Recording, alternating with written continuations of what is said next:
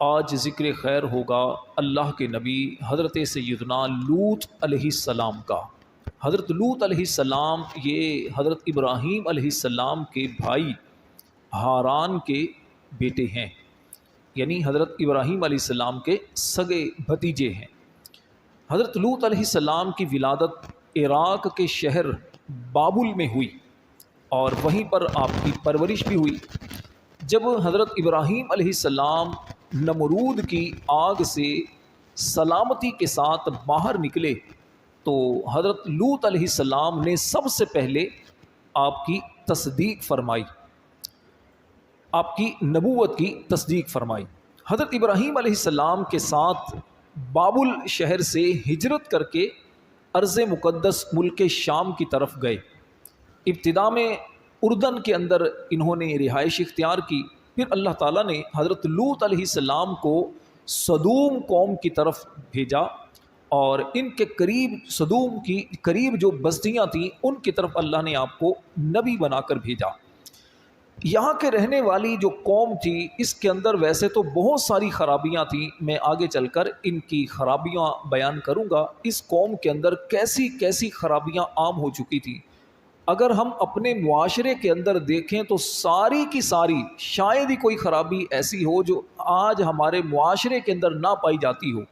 یہ ساری خرابیاں تقریباً قوم لوط کے اندر پائی جاتی تھی۔ سب سے بڑا ان کا جو جرم تھا وہ تھا ہم جنس پرستی والا، جس کا آج قانون بھی پاس ہو رہے ہیں، اور جو معاذ اللہ بد کردار لوگ، بے حیا لوگ جس کو پروموٹ بھی کر رہے ہیں۔ یعنی مرد مردوں کے ساتھ بدکاری کرتے تھے، شوہر اپنی بیوی کو چھوڑ کر کسی لڑکے سے دوستی کر کے اس سے کالا منہ کرتا تھا۔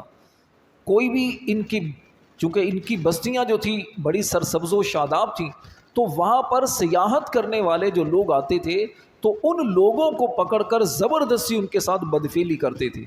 ایسی گندی قوم تھی یہ۔ اس جرم کی وجہ سے ان لوگوں پر اللہ کا عذاب بھی آیا۔ ان کی بے شرمی بے حیائی اس قدر بڑھ چکی تھی، ایک تو ہے کہ گھر کے اندر یا چھپ کر یہ سر عام اس طرح کا غلط کام کرتے تھے، سر عام لوگوں کے سامنے اس طرح کی غلط حرکتیں کیا کرتے تھے۔ ایسی طبیعتیں ان کی گندی ہو چکی تھی۔ جب بندے کی طبیعت گندی ہو جائے تو پھر اس کے اندر حیا ختم ہو جاتی ہے، اور حدیث میں فرمایا نا اذا لم تستحی فاصنع ما شئت، جب تجھ میں حیا نہ رہے تو جو چاہے کر۔ تو وہی ان لوگوں کا حال تھا۔ حضرت لوط علیہ السلام نے اپنی قوم کو بڑا سمجھایا، لیکن یہ قوم کسی طرح ماننے کے لیے تیار نہ ہوئی۔ نتیجہ کیا ہوا کہ ان کو صفحہ ہستی سے مٹا دیا گیا۔ آسمان سے پتھروں کی بارش ان پر ہوئی، زمین کو اٹھا کر جبریل علیہ السلام نے اوپر سے پھینکا تو تہس نہس ہو گئے، تباہ و برباد ہو گئے۔ مزید میں ان کا ذکر کچھ آگے کرتا ہوں۔ قرآن کریم میں حضرت لوط علیہ السلام اور ان کی قوم کا ذکر اگر آپ پڑھنا چاہیں تو سورہ آراف، سورہ ہود، سورہ ہجر، سورہ عنکبوت، سورہ نمل اور سورہ شعراء کے اندر آپ پڑھ سکتے ہیں۔ اللہ کے نبی حضرت لوط علیہ السلام کا تھوڑا سا تعارف آپ کو میں بیان کرتا ہوں۔ آپ کا نام ہے لوط۔ لوط کا ایک معنی ہے قلبی محبت، یعنی دلی طور پر جس سے محبت کی جائے۔ اس نام کی وجہ علماء ایک بیان یہ فرماتے ہیں کہ حضرت ابراہیم علیہ السلام اپنے اس بھتیجے سے بہت دلی محبت کیا کرتے تھے، شفقت کا اظہار بھی کیا کرتے تھے، اسی لیے آپ کا نام لوط رکھا گیا۔ لوط یہ غیر عربی زبان کا لفظ ہے، عربی کا لفظ نہیں ہے، غیر عربی کا لفظ ہے، اور یہ نام چونکہ اللہ کے نبی کا ہے تو اس لیے اس نام کو غلط سمجھنا معاذ اللہ یہ مناسب نہیں ہے۔ نام بڑا خوبصورت نام ہے، لوط اللہ کے نبی کا نام ہے، ٹھیک ہے نا۔ قوم لوط، قوم کا عمل غلط ہے، اس کی وجہ سے لوط علیہ السلام کے نام پر ایسی بات کرنا یا لوط علیہ السلام کے بارے میں معاذ اللہ ایسی بات کرنا جو ان کی شان کے لائق نہ ہو، یہ تو بندے کو کفر تک لے جا سکتی ہے اگر اللہ کے نبی کی توہین ہوئی۔ حضرت لوط علیہ السلام، جس طرح میں نے عرض کیا کہ یہ ابراہیم علیہ السلام کے بھتیجے ہیں، اور لوط علیہ السلام کے ایک بھائی ہیں ہاران، ان کے بیٹے ہیں لوط علیہ السلام۔ ان کا بھی شجرہ نسب حضرت نوح علیہ السلام تک پہنچتا ہے۔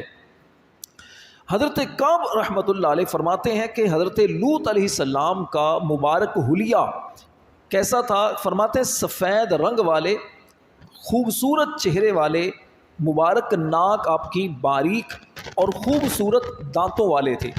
جب آپ علیہ السلام مسکراتے تو بہت پیارے انداز میں مسکرایا کرتے تھے، اور آپ علیہ السلام تمام لوگوں سے خوبصورتی میں، وقار میں اور حکمت، دانائی، وزڈم میں سب سے زیادہ تھے۔ جب حضرت ابراہیم علیہ السلام نمرود کی طرف سے جلائی گئی آگ سے نکل آئے سلامتی کے ساتھ، اللہ نے آپ کو سلامت رکھا، تو اس وقت حضرت ابراہیم علیہ السلام کی نبوت کی سب سے پہلے تصدیق یہ حضرت لوط علیہ السلام نے کی۔ اللہ کریم نے اس کو بیان کیا، فآمن لہ لوط، تو ابراہیم کی تصدیق لوط نے کی۔ اس کا مطلب یہ نہیں ہے معاذ اللہ کہ لوط علیہ السلام اس وقت ایمان لے کر آئے۔ اللہ کا نبی تو پیدا ہی مومن ہوتا ہے، پیدا ہی جب ہوتا ہے تو اس وقت سے ہی اللہ پر ایمان رکھنے والا ہوتا ہے۔ ایسا نہیں ہوتا کہ پہلے وہ مسلمان نہ ہو، بعد میں وہ اسلام لے کر آئے، بعد میں اللہ پر ایمان لے کر آئے۔ اس کا مطلب ہے تصدیق کرنا، ٹھیک ہے؟ ایمان کا ایک معنی تصدیق کرنا بھی ہوتا ہے۔ تو لوط علیہ السلام نے تصدیق کی تھی۔ حضرت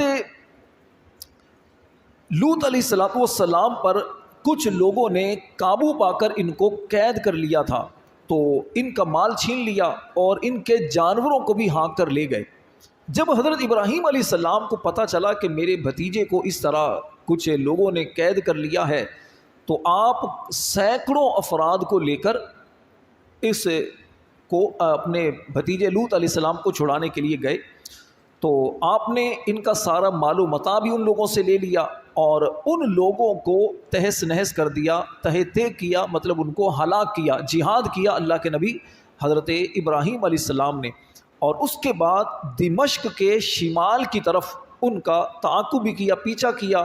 یہاں برزہ کے مقام پر آپ نے پڑاؤ ڈالا، وہاں پر رکے، کچھ عرصہ یہاں رہنے کے بعد فاتحانہ شام سے پھر اپنے علاقے میں واپس تشریف لے آئے۔ کچھ عرصے کے بعد اللہ تعالیٰ نے حضرت لوط علیہ السلام کو نبوت اور رسالت کا منصب عطا فرما کر اہل سدوم کی طرف، سدوم قوم کی طرف نبی بنا کر بھیجا، اور انہیں حکم دیا کہ اس قوم کو حق کی دعوت دیں اور برے کاموں سے منع کریں۔ اللہ تعالیٰ نے لوط علیہ السلام پر بہت سارے انعامات کیے، ان میں سے چند انعامات میں قرآن کی روشنی میں عرض کرتا ہوں۔ ایک انعام تو اللہ پاک نے آپ کو یہ دیا کہ اللہ تبارک و تعالیٰ نے آپ کو حکمت، نبوت اور بہترین فیصلہ کرنے کا ملکہ عطا کیا۔ ارشاد فرمایا وَلُوطًا آتَيْنَاهُ حُكْمًا وَعِلْمًا، اور لوط کو ہم نے حکومت اور علم دیا۔ حکومت کے دو معنی علماء نے بیان کیے کہ ایک تو مطلب اس کا یہ ہے کہ یا تو حکمت، اس سے مراد حکمت ہے، اور یا پھر اس کا مطلب ہے کہ لوگوں کے باہمی جو جھگڑے ہوا کرتے تھے ان میں فیصلہ کرنے کی صلاحیت اللہ تعالیٰ نے آپ کو عطا فرمائی تھی۔ اللہ تعالیٰ نے ایک آپ کو یہ بھی فضیلت عطا فرمائی کہ آپ کو اپنے جو عوام تھی یا جو جتنے لوگ تھے سب سے زیادہ فضیلت اللہ پاک نے آپ کو عطا فرمائی۔ یہاں پر ایک بات ذہن میں رکھیے کہ اللہ تعالیٰ کے سارے نبی ویسے تو فضیلتوں والے ہیں، لیکن بعض نبی بعض سے زیادہ فضیلت اور مرتبے والے ہیں، جیسا کہ اللہ تعالیٰ نے قرآن مجید میں فرمایا تِلْكَ الرُّسُلُ فَضَّلْنَا بَعْضَهُمْ عَلَى بَعْضٍ، یہ وہ رسول ہیں جن میں سے ہم نے بعض کو بعض پر فضیلت دی۔ تو لوط علیہ السلام بھی اللہ کے نبی، حضرت ابراہیم علیہ السلام بھی اللہ کے نبی، لیکن حضرت ابراہیم علیہ السلام یقینی طور پر لوط علیہ السلام سے افضل ہیں، کیونکہ آپ جد الانبیاء بھی ہیں اور نبی کریم علیہ السلام کے بھی جد اعلیٰ ہیں۔ اللہ تعالیٰ نے حضرت لوط علیہ السلام کو خاص اپنی رحمت میں داخل کیا اور اپنے مقرب ترین بندوں میں سے آپ کو شامل فرمایا۔ اللہ فرماتا ہے وَأَدْخَلْنَاهُ فِي رَحْمَتِنَا إِنَّهُ مِنَ الصَّالِحِينَ، اور ہم نے اسے یعنی لوط کو اپنی رحمت میں داخل فرمایا، بے شک وہ ہمارے خاص مقربین میں سے ہیں۔ اللہ تعالیٰ نے حضرت لوط علیہ السلام کو جن لوگوں کی طرف بھیجا، قوم لوط کی طرف جو سدوم کے رہنے والے تھے، اس قوم کے اندر لواطت یعنی بدکاری جیسا غلیظ اور گھناؤنا فعل بہت عام ہو چکا تھا، بدکاریاں ان قوم کے اندر عام تھی۔ ان لوگوں کے ہدایت قبول نہ کرنے پر اللہ تعالیٰ نے اس بستی سے آپ کو نجات دی، وہ غرق ہوئے، ہلاک ہوئے، عذاب کی وجہ سے اللہ نے آپ کو ان سے بچا لیا۔ چنانچہ اللہ پاک فرماتا ہے وَنَجَّيْنَاهُ مِنَ الْقَرْيَةِ الَّتِي كَانَتْ تَعْمَلُ الْخَبَائِثَ، اور اسے یعنی لوط علیہ السلام کو اس بستی سے نجات بخشی جو گندے کام کرتی تھی۔ انہم کانوا قوم سوء فاسقین، بے شک وہ برے لوگ نافرمان تھے۔ اللہ تعالیٰ نے لوط علیہ السلام کو برے لوگوں سے نجات دی۔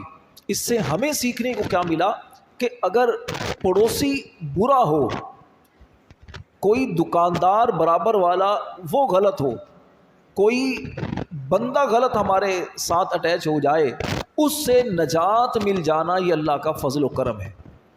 کہتا ہے نا، سواری اگر اچھی نہ ہو، پڑوسی اچھا نہ ہو، بیوی اچھی نہ ہو، تو بندے کی زندگی بڑی خراب ہو جاتی ہے۔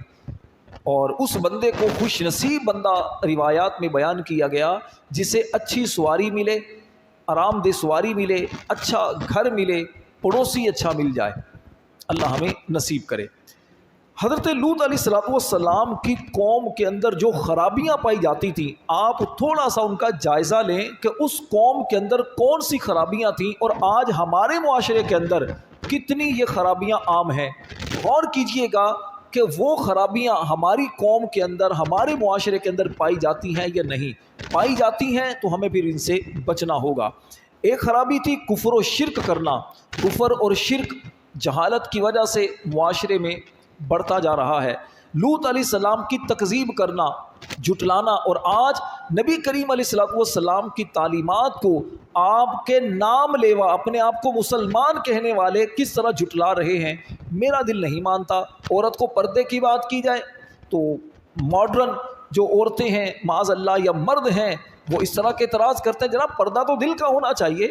حالانکہ نبی پاک کی تعلیمات کیا ہیں، قرآن کی تعلیمات کیا ہیں کہ پردہ دل کا ہونا چاہیے یا آنکھوں کا پردہ ہونا چاہیے یا پھر انسان ہمارے جسم کا پردہ ہونا چاہیے۔ اس قوم کے اندر ایک یہ بھی تھا کہ جو حقوق ان کے آپس میں ایک دوسرے پر تھے اسے ادا نہیں کرتے تھے۔ ہمارے اندر یہ دیکھ لیں حقوق کی پامالی کیسے ہو رہی ہے۔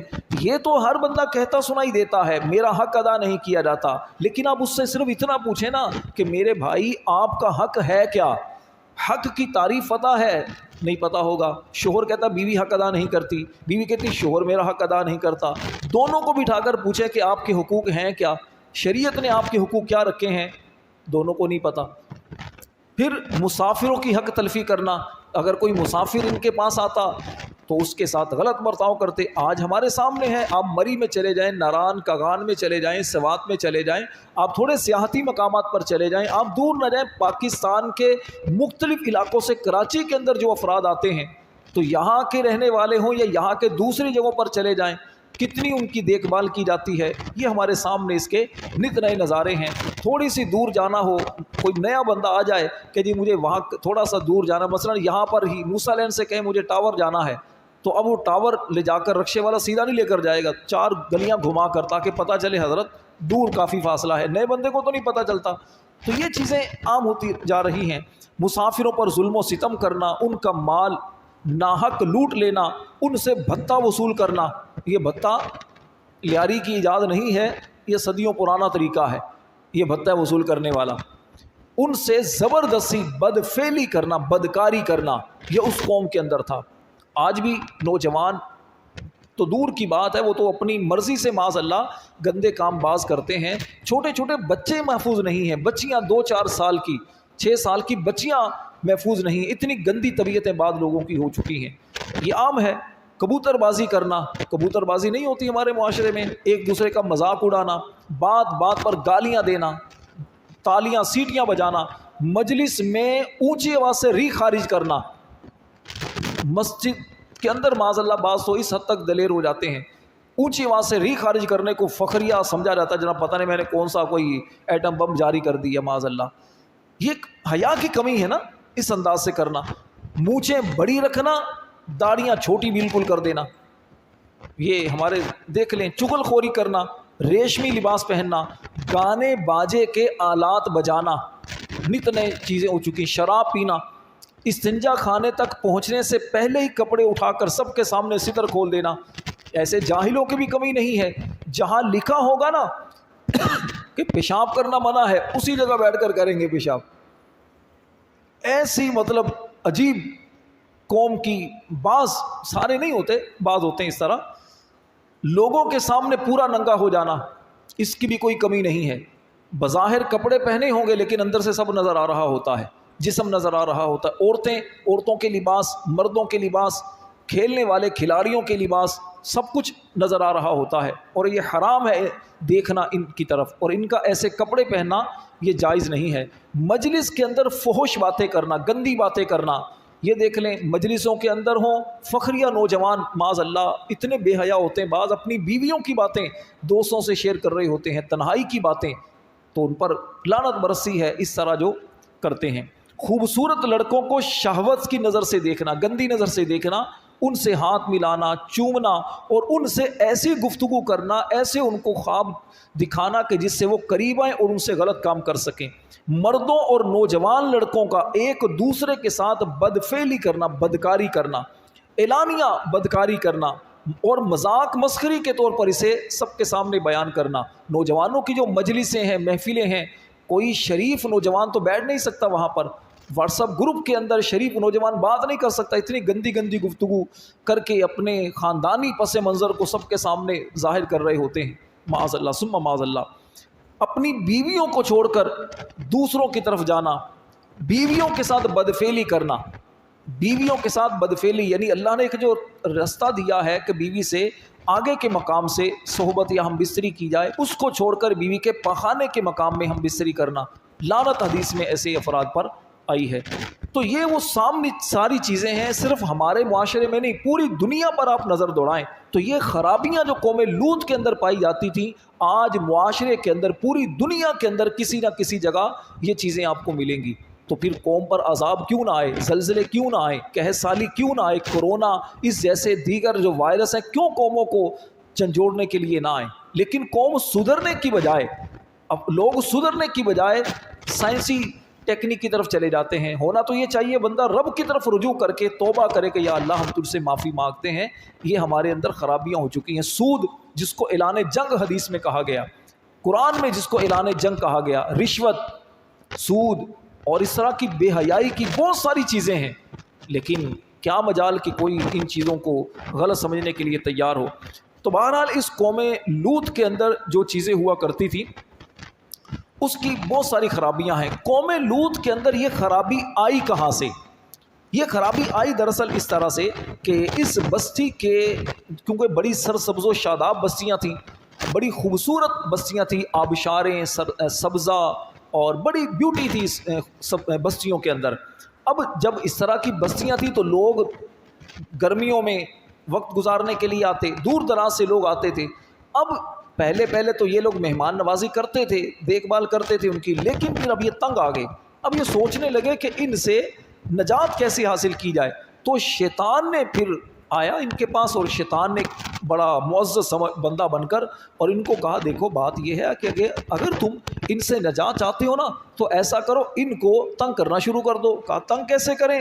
کہا ان کے لڑکوں کو پکڑ کر معاذ اللہ بدکاریاں ان کے ساتھ کرو، جب کرو گے یہ لوگ آنا چھوڑ دیں گے، جب آنا چھوڑ دیں گے تمہیں نجات مل جائے گی۔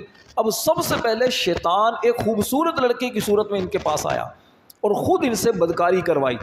اس کو کیا پتا تھا شیطان ہے؟ شیطان انسانی لڑکے کی صورت میں آیا تھا، کتنے لوگوں سے بدکاری کروائی۔ جب لت لگ گئی، ان کو لت پڑ گئی، اب شیطان نے کام شروع کر دیا تھا۔ اب پہلے تو مسافروں کے ساتھ، مسافروں نے آنا بند کیا، تو اپنے گھروں کے اندر، اپنی بستیوں کے اندر نوجوانوں کو، لڑکوں کو یہ غلط کام کرنا شروع کر دیا، عورتوں کو چھوڑ کر غلط راستے پر چل پڑے۔ نتیجہ پھر کیا ہوا؟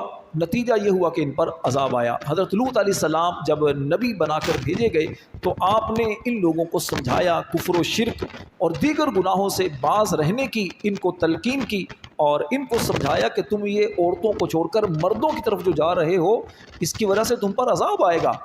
تو یہ کہنے لگے اچھا عذاب آئے گا تو لے آؤ پھر عذاب، ہم تو نہیں ڈرتے۔ تو اب جب اس طرح کرنے لگے قوم لوط نے لوط علیہ السلام کو یہاں تک دھمکی دی کہ دیکھو اگر تم اس تبلیغ سے باز نہیں آئے تو ہم تمہیں اپنی بستی سے نکال دیں گے۔ اللہ نے اس بات کو قرآن میں بیان کیا، قالوا لئن لم تنتہی یا لوط لتکونن من المخرجین۔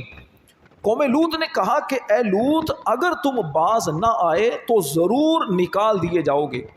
حضرت لوط علیہ السلام نے قوم کی یہ بات سن کر فرمایا کہ میں تمہارے کام سے بیزار ہوں اور اس سے شدید نفرت کرنے والا ہوں۔ پھر آپ نے اللہ تبارک و تعالیٰ سے دعا کی کہ یا اللہ پاک مجھے اور میرے گھر والوں کو ایسی بدبخت قوم سے محفوظ فرما، ہمیں اس سے نجات عطا فرما اور عذاب ان پر جو آئے اس سے ہمیں محفوظ رکھنا۔ اللہ نے اس بات کو قرآن میں بیان کیا، قال انی لعملکم من القالین۔ لوط نے فرمایا میں تمہارے کام سے شدید نفرت کرنے والوں میں سے ہوں۔ رب نجنی واہلی مما یعملون، اے میرے رب مجھے اور میرے گھر والوں کو ان کے اعمال سے محفوظ رکھ۔ حضرت لوط علیہ السلام قوم کو سمجھاتے رہے تو قوم نے بجائے بات ماننے کے یہ ایک مشورہ کیا کہ ان کو بستی سے نکالنا چاہیے۔ اللہ نے قرآن میں اس بات کو بیان کیا، وما کان جواب قومہ الا ان قالوا اخرجوہم من قریتکم انہم اناس یتطہرون۔ اور ان کی قوم کا اس کے سوا کوئی جواب نہ تھا کہ انہوں نے کہا ان کو اپنی بستی سے نکال دو، یہ لوگ بڑے پاک بنتے پھرتے ہیں۔ ہونا تو یہ چاہیے کہ لوط علیہ السلام کی اس پاکیزہ زندگی کو دیکھ کر یہ لوگ ان کی قدر کرتے، لیکن جن کی فطرتیں مسخ ہو جائیں، طبیعتیں گندی ہو جائیں تو پھر وہ اسی طرح کی باتیں کرتے ہیں۔ جیسے ان لوگوں نے کہا اچھا یہ بڑے پاک باز بنتے ہیں، ان کو بستی سے نکال دو۔ تو آج بھی ایسے ہوتا ہے، بعض اوقات کوئی بندہ نیک ہوتا ہے، وہ اگر محلے کے اندر کچھ سمجھائے، مثلا کوئی گانے باجے کا سلسلہ چل رہا ہو، وہ کوئی سمجھائے اس کو کہ بھائی تھوڑا یار آواز کم کر لو، نماز پڑھتا ہوں گھر کے اندر، بچوں کو تکلیف ہوتی ہے، تو کہا اچھا تم بڑے حاجی نمازی بنتے ہو، سارے لوگ اس کے دشمن بن جائیں گے بلڈنگ والے۔ ہونا تو یہ چاہیے اس کی رسپیکٹ کی جائے، چلیں بات اچھی کر رہا ہے، تھوڑا ہم سوچ لیں، جو اس کی ہیلپ کرے گا، جو اس کی فیور کرتا ہے، لوگ اس سے بھی تانا زنی شروع کر دیتے ہیں۔ تو یہ قوم لوط کے اندر بھی یہی کام تھا، تو اس لیے ہمیں اس سے بہرحال بچنا چاہیے۔ ایک مرتبہ آپ نے اپنی قوم سے فرمایا کہ بے شک تم بے حیائی کا وہ کام کرتے ہو جو تم سے پہلے دنیا میں کسی نے نہیں کیا، جیسا کام تم کرتے ہو وہ کیا کہ اَإِنَّكُمْ لَتَأْتُونَ الرِّجَالَ وَتَقْطَعُونَ السَّبِيلَ، کیا تم مردوں سے بدفعلی کرتے ہو اور راستہ کاٹتے ہو، یعنی مسافروں کو تکلیف پہنچاتے ہو، وَتَأْتُونَ فِي نَادِيكُمُ الْمُنْكَرَ، اور اپنی مجلسوں میں برے کام کو آتے ہو۔ فما کان جواب قومہ الا ان قالوا ائتنا بعذاب اللہ ان کنت من الصادقین۔ تو آگے سے قوم نے کیا کہا؟ اللہ فرماتا ہے کہ تو اس کی قوم کا کوئی جواب نہ تھا مگر انہوں نے یہ کہا کہ اگر تم سچے ہو تو ہم پر اللہ کا عذاب لے آؤ۔ خود عذاب کو دعوت دی۔ جب خود عذاب کو دعوت دی تو پھر لوط علیہ السلام نے اللہ کی بارگاہ میں عرض کی، رب انصرنی علی القوم المفسدین، اے میرے رب ان فسادی لوگوں کے مقابلے میں میری مدد فرما۔ اللہ کی بارگاہ میں عرض کی، اور جو بندہ رب کی بارگاہ میں عرض کرتا ہے تو پھر اللہ پاک اسے اس کی مدد بھی فرماتا ہے، اس کے مددگار بھی پیدا فرماتا ہے۔ بدفعلی، بدکاری، اس کا شرعی حکم سن لیجئے، اس کو لواطت کہتے ہیں، یہ حرام قطعی ہے۔ بدفعلی کرنا یہ حرام قطعی ہے اور اس کا انکار کرنے والا کافر ہے۔ بیوی کے ساتھ بھی ایسا کرنا، بیوی کے پخانے کے مقام بھی ہم بستری کرنا حرام اور گناہ کبیرہ ہے، سخت گناہ ہے۔ قرآن کریم میں اللہ تبارک و تعالیٰ نے اس کی مذمت کو بیان کیا۔ رسول کریم علیہ السلام نے 3 مرتبہ فرمایا لعن اللہ من عمل عمل قوم لوط، اس شخص پر اللہ تعالیٰ کی لعنت ہو جو قوم لوط والا عمل کرے، یعنی مرد سے بدکاری کرے، اپنی شہوت پوری کرے، تو اس پر آقا کریم نے 3 مرتبہ لعنت کی ہے۔ تو اس سے اندازہ لگا لیجئے کہ یہ کتنا برا فعل ہے۔ بہرحال اس کے اور بھی بہت ساری چیزیں ہیں اس کے حوالے سے۔ عورتوں کا بھی آپس میں ایک دوسرے سے جنسی تسکین حاصل کرنا یہ بھی حرام ہے، ناجائز اور گناہ ہے۔ اس کی ویسے بھی بہت ساری خرابیاں ہیں، بندہ کوئی بھی سمجھدار بندہ اس کو درست نہیں سمجھتا، لیکن اس کے ساتھ ساتھ اس کی وجہ سے کیا ہوتا ہے کہ بہت ساری بیماریاں لگ جاتی ہیں، بندے کو بیماریاں لگ جاتی ہیں بہت ساری، تو اس لیے اس سے بچنا چاہیے۔ حضرت لوط علیہ السلام نے جو اللہ سے دعا کی تھی، آپ کی دعا قبول ہوئی، اور اللہ تعالیٰ نے قوم لوط پر عذاب نازل کرنے کے لیے فرشتے بھیج دیے۔ یہ فرشتے اللہ پاک کے حکم سے پہلے ابراہیم علیہ السلام کے پاس آئے، جس کا میں تفصیلی ذکر ابراہیم علیہ السلام کے سیرت کے اندر بیان کر چکا ہوں، اور اس کے بعد پھر حضرت ابراہیم علیہ السلام کو انہوں نے حضرت اسحاق علیہ السلام کی بشارت دی، اور پھر ان فرشتوں نے حضرت ابراہیم علیہ السلام سے کہا کہ ہم قوم لوط پر عذاب نازل کرنے کے لیے بھیجے گئے ہیں، تاکہ مسومۃ عند ربک للمسرفین، تاکہ ان پر گارے کے پتھر برسائیں جن پر تمہارے رب کے پاس عہد سے بڑھنے والوں کے نشان لگائے ہوئے ہیں۔ تو ان پر پتھروں کی بارش کی گئی۔ حضرت لوط علیہ السلام کے پاس یہ فرشتے خوبصورت لڑکوں کی صورت میں آئے تھے، تو قوم نے جب دیکھا تو گندی نیت سے لوط علیہ السلام کے پاس بھی آ گئے۔ لوط علیہ السلام نے کہا کہ مجھے میرے مہمانوں کے سامنے رسوا نہ کرو۔ آپ پریشان ہو گئے، آپ نے پہچانا نہیں تھا کہ یہ فرشتے ہی ہیں۔ جب اچھا ان لوگوں نے کیا کیا، لوط علیہ السلام کے مکان کو گھیر لیا۔ جب لوط علیہ السلام نے دیکھا کہ یہ اس حد تک جا چکے ہیں، تو آپ نے کہا کہ دیکھو تمہاری بیویاں ہیں، ان سے جو تمہاری خواہش ہے پوری کرو۔ لوط علیہ السلام کی بیوی جو تھی، اس نے جا کر قوم کو بتا دیا تھا کہ گھر میں نوجوان لڑکے آئے ہیں، خوبصورت لڑکے آئے ہیں، تو اس طرح قوم نے گھیراؤ کر لیا کہ لڑکوں کو ہمارے حوالے کرو۔ لوط علیہ السلام نے اللہ سے فریاد کی، تو اب فرشتوں نے خود کہہ دیا کہ حضور آپ پریشان نہ ہو، ہم اللہ کے بھیجے ہوئے فرشتے ہیں جو ان پر عذاب لے کر آئے ہیں۔ تو اور ان کو حکم دیا کہ آپ ایسا کریں، رات کو اپنے گھر والوں کو لے کر نکل جائیں۔ لوط علیہ السلام کی صرف بیٹیاں تھیں، آپ اپنی بیٹیوں کو لے کر، بیوی کو لے کر نکلے۔ تو فرشتوں نے کیا کیا کہ حضرت جبریل علیہ السلام نے وہ جو تھا نیچے سے زمین پر سے اٹھائی، اوپر آسمانوں پر لے گئے، وہاں سے الٹ کر کے نیچے زمین پھینک دی، اور اس کے بعد پتھروں کی بارش کی گئی۔ لوط علیہ السلام کی بیوی نے جب پیچھے مڑ کر دیکھا، ہائے میری قوم، ایک پتھر اس پر لگا، یہ بھی واصل جہنم ہو گئی۔ تو اس طرح اللہ تبارک و تعالیٰ نے اس قوم کو غرق کیا، اور لوط علیہ السلام کو اس سے نجات عطا فرمائی۔ لوط علیہ السلام کی بیوی کا نام واحلہ تھا، یہ آپ پر ایمان نہیں لے کر آئی تھی، کافر ہی رہی تھی، اپنی قوم سے محبت کی وجہ سے لوط علیہ السلام کی جاسوسی کرتی تھی۔ نتیجہ کیا ہوا، اپنے انجام کو پہنچ گئی۔ اور لوط علیہ السلام پر جو ایمان لانے والے تھے، اللہ پاک نے ان سب کو نجات عطا فرمائی، اور اس کے بعد اللہ تعالیٰ نے لوط علیہ السلام پھر وہاں سے تشریف لے گئے اس بستی سے، اور آخری عمر میں بہرحال لوط علیہ السلام اللہ تبارک و تعالیٰ کی عبادت کرتے رہے، اور پھر آپ کا وصال ہوا۔ اللہ تبارک و تعالیٰ کی ان پر کروڑوں رحمتیں ہوں، اور ان کے صدقے ہماری بلا حساب مغفرت ہو۔ آمین بجاہ النبی الامین صلی اللہ علیہ وسلم۔